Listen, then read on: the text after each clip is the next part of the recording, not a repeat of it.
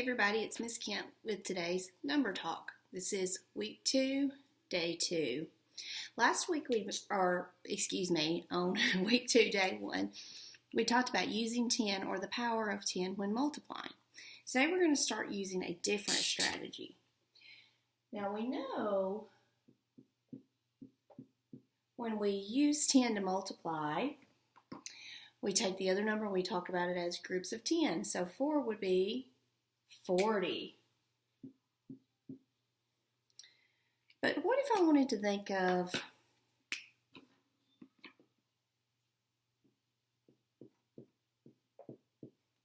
five groups of 4?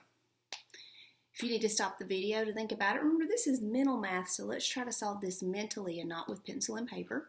Stop the video if you need to think of the answer. Most of you probably got quickly that the answer was 20. And the reason being is we talked about this a little bit last week, and I know we had worked on it in class. We had worked on, does anybody remember what we worked on? Doubling and halving. Half of 10 is 5, so half of 40 is 20. Okay, let's look at another equation.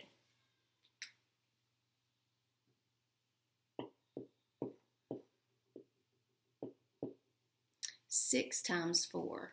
If you need to stop the video for a moment to try to solve this one, please stop the video. Remember, we're using mental math.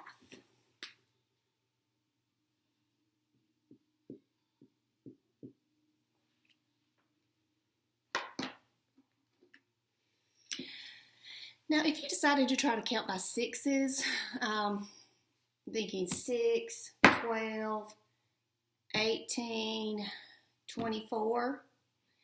It's not the most efficient way. What if you decide to count by fours? 4, 8, 12, 16, 20, 24. Still not the most efficient way. However, we had already solved knowing 5 times 4 is 20 because the 5s are typically pretty easy facts to know. 6 is 1 more than 5. So that means we would need one more group of 4.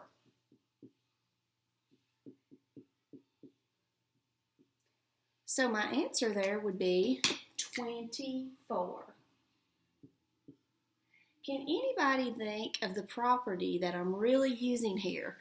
Even though I'm trying to use 5 times something, what is the multiplication property that I'm using? It's not the 0 property because I'm not using 0. It's not the identity property because I'm not using 1.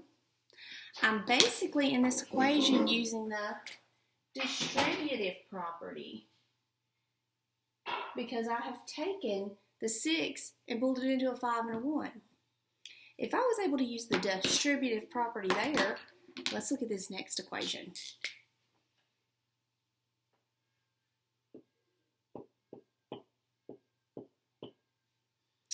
Take a minute if you need to stop the video and work this out using mental math.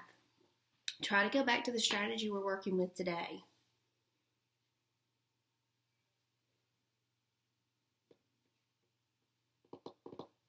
A lot of you are probably quick to say 28.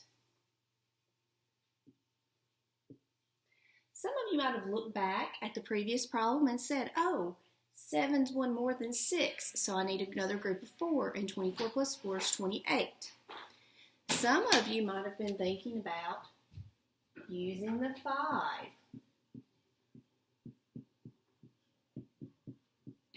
And 5 times 4 is 20, plus 2 times 4 is 8, and my answer would be 28.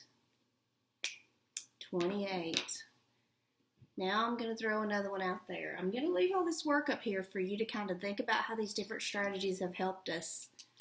What about this problem? Or this expression. Let me make it an equation now. What about this equation? Stop the video if you need to and work it out using mental math.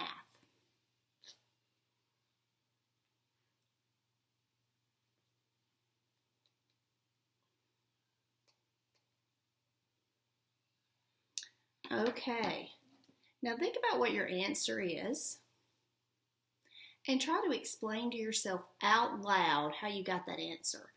It's easier to think it in your mind, but I want you to try to explain out loud. And if you have somebody there that can listen to you explain how you got that answer, that would be great. Some of us might not have someone there that can listen to us. So if you'll just take a minute, stop the video, and talk through it yourself. We all benefit from hearing the words actually come out of our mouth when we're working these problems out.